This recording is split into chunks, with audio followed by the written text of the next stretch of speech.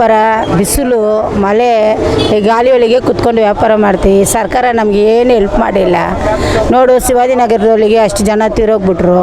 ನಮಗೆ ಬ್ರಿಡ್ಜಿ ಕೆಳಗಡೆನೋ ಜಾಗ ಎಲ್ಲ ನಿಂತ್ಕೊಳ್ಳೋಕ್ಕೆ ಮುಚ್ಚಿಬಿಡ್ತಾರೆ.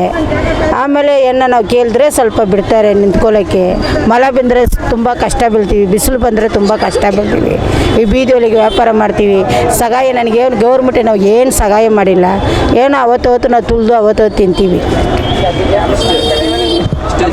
ಅದೇ ಜೀವನ ಏನು ಮಾಡೋದು, ಮಾತಾಡೋದು ಅಷ್ಟೇ. ಹಾಂ,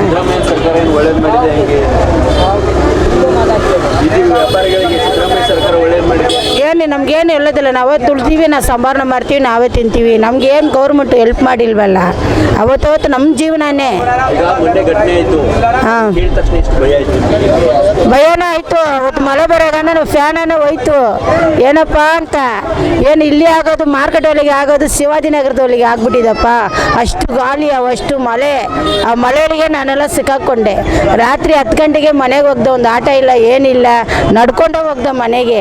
ನಮ್ಗೆ ಏನು ಅನುಕೂಲ ಏನಿಲ್ಲ. ನಾವು ಬರ್ತೀವಿ, ಬೀದಿ ವ್ಯಾಪಾರ ಮಾಡ್ತೀವಿ, ನಾವೇ ತುಳ್ತೀವಿ, ನಾವೇ ಸಂಭಾವನೆ ಮಾಡ್ತೀವಿ, ನಾವೇ ತಿಂತೀವಿ. ಏನು ಗೌರ್ಮೆಂಟ್ ನಮಗೇನು ಹೆಲ್ಪ್ ಮಾಡಿಲ್ಲಪ್ಪ. ಇದೆ ಬೇರೆ ಏನು ಹೆಲ್ಪ್ ಮಾಡಿದ್ದಾರೆ? ಏನು ಹೆಲ್ಪ್ ಇಲ್ವಲ್ಲ.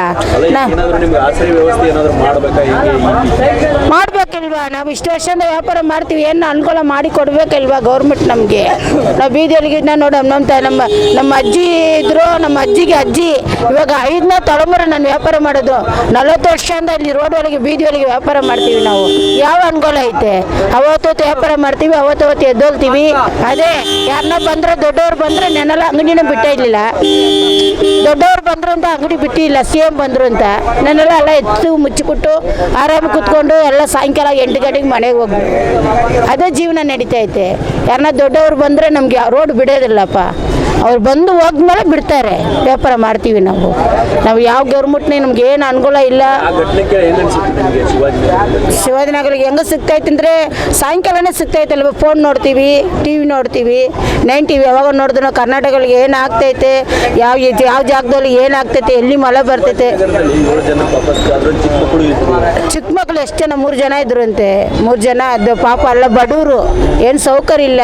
ಬೀದಿ ವ್ಯಾಪಾರಗಳಿಗೆ ವ್ಯಾಪಾರ ಮಾಡಿಬಿಟ್ಟು ಮಳೆ ಬರ್ತೈತೆ ಅಂತ ಸೈಡೊಳಗೆ ನಿಂತ್ಕೊಂಡ್ರು. 7 ಜನನೇ ತೀರೋಗ್ಬಿಟ್ರು ಇಲ್ವಾ? ಅವ್ರಿಗೇನು ಅನುಕೂಲ ಮಾಡ್ತಾರೆ ಗೌರ್ಮೆಂಟ್ ಅಂತ ಏನು ಗೊತ್ತಿಲ್ಲ. ಹೇಳಿದ್ದಾರೆ ಅಂತ ಒಂದೊಂದು ಒಬ್ಬರೊಬ್ಬರಿಗೆ 5 ಲಕ್ಷ ಕೊಡ್ತೀನಿ ಅಂತ ಹೇಳಿದ್ದಾರೆ. ಏನೋ 5 ಲಕ್ಷ ಏನಕ್ಕಪ್ಪ? ಒಂದು ಫ್ಯಾನಕ್ಕೆ 5 ಲಕ್ಷನಾ? ಅವರಿದ್ರೆ ಮಕ್ಕಳು, ಚಿಕ್ಕ ಮಕ್ಕಳು 3 ಜನನೇ ತೀರೋಗ್ಬಿಟ್ರು. ಅವರು ಪಾಪ ಏನಿಲ್ಲ, ಅವ್ರದ್ದು ಹೋಯ್ತು. ಅವ್ರಿಗೇನು ಅನುಕೂಲ? ಅವ್ರ ಗೌರ್ಮೆಂಟೇ ನೋಡಿ ಅವ್ರಿಗೇನು ನಾವು ಹೆಲ್ಪ್ ಮಾಡಬೇಕು. ಹೆಚ್ಚಿನ ವಿಡಿಯೋಗಳಿಗೆ ಪ್ರತಿಧ್ವನಿ ಯೂಟ್ಯೂಬ್ ಚಾನೆಲ್ ಸಬ್ಸ್ಕ್ರೈಬ್ ಮಾಡಿ, ಬೆಲ್ ಐಕಾನ್ ಕ್ಲಿಕ್ ಮಾಡಿ.